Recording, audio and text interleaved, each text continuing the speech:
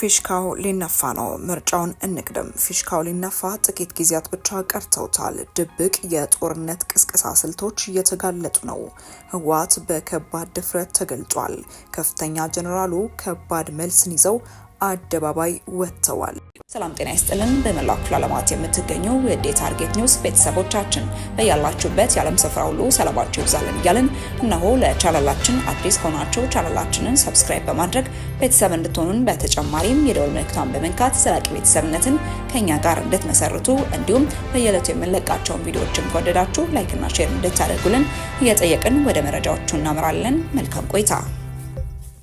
ሳንቀደም እንቅደም። ከምርጫው በፊት ማድረግ አለብን። ከፍተኛ ስጋት ስለደቀነው ጦርነት አስደንጋጭ መረጃ እየተደመጠ ነው። ከህወሓት ቤት የጦርነት ማስጀመሪያ ግብዓቶች ስለመሟላታቸው በጀብድ እየተወራ ነው። የህወሓትና የሻዕቢያ አመራሮች እየመከሩ ነው። በሌላ በኩል አሁን አንገብጋቢ የሆነው መረጃ ምርጫውን እንቅደም የሚለው እንደሆነ በስፋት እየተነገረ ነው። ለዚህም ስልታዊ የጦርነት ቅስቀሳዎች ከአሁኑ መጀመራቸው በጋድ እየታየ ነው። ይህም የሃይማኖት ግጭትን የአመጽ ማቀጣጠያ አድርጎ ማንሳት ነው። ታዲያ ይህ ጉዳይ በተነሳ በሰዓታት ውስጥ በታሪካዊቷ ጎንደር የሙስሊሙ ህብረተሰብ የሚያከብራቸውን መሪ ገድለዋል። እንዲሁም በአርሲና ሌሎች አካባቢዎች ሃይማኖት ተኮር ጭፍጨፋዎች እየተደረጉ እንዳለ በርካታ መረጃዎች በስፋት እየተሰራጩ ነው። በወለጋ ጀዋር የብሔር ግጭት እንደሚነሳ አስቀድሞ ይፋ ባደረገው መሰረት የፋኖ ታጣቂዎች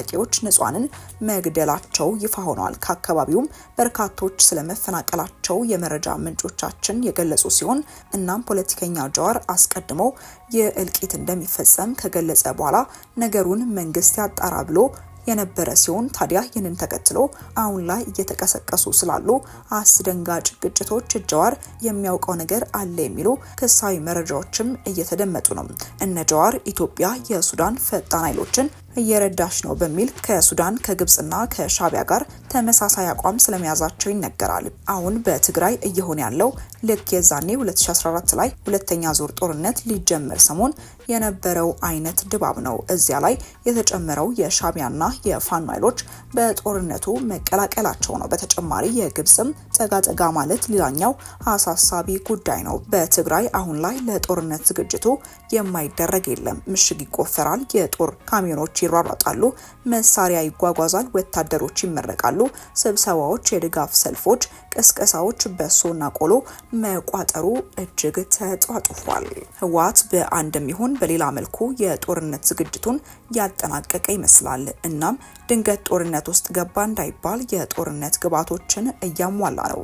ህወሓት በተደጋጋሚ በሚያስተጋባው ድምጽ ትግራይ ተከባለች፣ የፌዴራል መንግስት በጀት ከልክሏል፣ መድኃኒት የለም፣ ነዳጅ አይገባም፣ በዋናነትም የፕሪቶሪያው ስምምነት ተጥሷልም ይላል።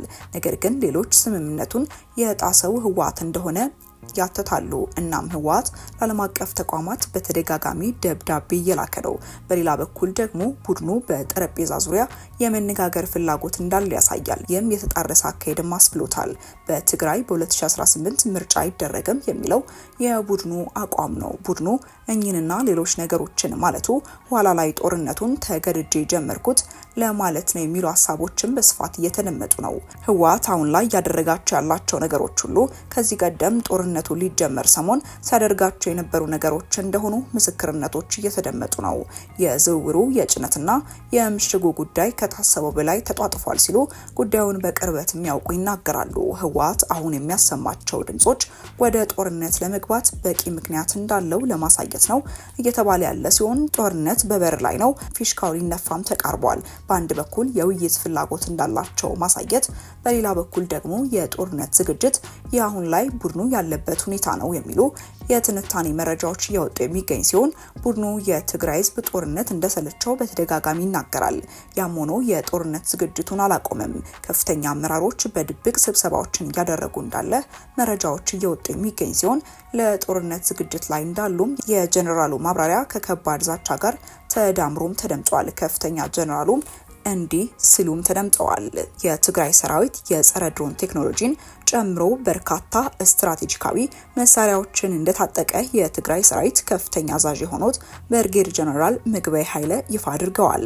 የሰራዊቱ የምዕራብ ግንባር አዛዥ የሆኑት ምግበይ ይህንን ያስታወቁት ከድምፀ ወያኔ ቴሌቪዥን ጋር ባደረጉት ቃለ ምልልስ ነው። ጀነራሉ በማብራሪያቸው አንድን ጦርነት ውጤታማ በሆነ መንገድ ለግብ ማድረስ የሚቻለው በጠራ አስተሳሰብ የተቃኘ ዓላማ ያለው ጠንካራ ሰራዊት ሲኖርና ሰራዊቱን በተጠናና ግልጽነት ባለው አኳኋን ሲመራ ነው ማለታቸው ተገልጿል። እነዚህ መሰረታዊ ምሰሶች ደግሞ በአሁኑ ሰዓት በትግራይ ሰራዊት ውስጥ የሚገኙ መሰረታዊ እሴቶች ናቸው ሲሉ ነው ጀነራሉ የተደመጡት። አሁን ላይ በትግራይ ክልል ያለው ሰራዊት የተማረና ስለ ሳይንስና ቴክኖሎጂ በቂ ግንዛቤ ያለው ነው ማለታቸውም ተመላክቷል። ጀነራል ምግበይ በነበራቸው ቃለ ምልልስ በድሮኖች ተመክተው ለሚዝቱብን አካላት ያለኝ መልእክት ዛሬ እንደ ድሮ አይደለንም። ለድሮን ጸረ ድሮን፣ ለታንክ ጸረ ታንክ፣ ለአውሮፕላን ጸረ አውሮፕላን መሳሪያዎችን መታጠቃችንን ባይዘነጉ የተሻለ ነው ማለታቸውም ተሰምቷል። የጦር አዛዡ በሰጡት ማብራሪያ ቲዲኤፍ የህዝብ እንጂ የግለሰብ አመራሮች የግል ፍላጎት ማስፈጸሚያ መሳሪያ አይደለም፣ ማንም አመራር እንደፈለገ የሚዘውረው ተቋምም አይደለም ብለዋል። ሆኖም እሳቸው በአዛዥነት የሚመሩት የምዕራብ ግንባር ግን ከጥቂት ሳምንታት በፊት ጀነራሉን በግል የተቹ የማህበራዊ ሚዲያ አንቂዎችን ሳይቀር ከህግ አግባብ ውጪ አስሮ እንደሚያሰቃይ ትችት ሲቀርብበት ነበር በማለትም ዘገባው አስታውሷል። ወደ ተመልካቾቻችን ለሳቱ የነበረን መረጃ ይህንን ይመስል ነበር። አብራችሁን ስለነበራችሁ እጅግ አድርገን እናመሰግናለን። በቀጣይ መረጃዎቻችን እስክንገናኝ ድረስ መልካም ቆይታ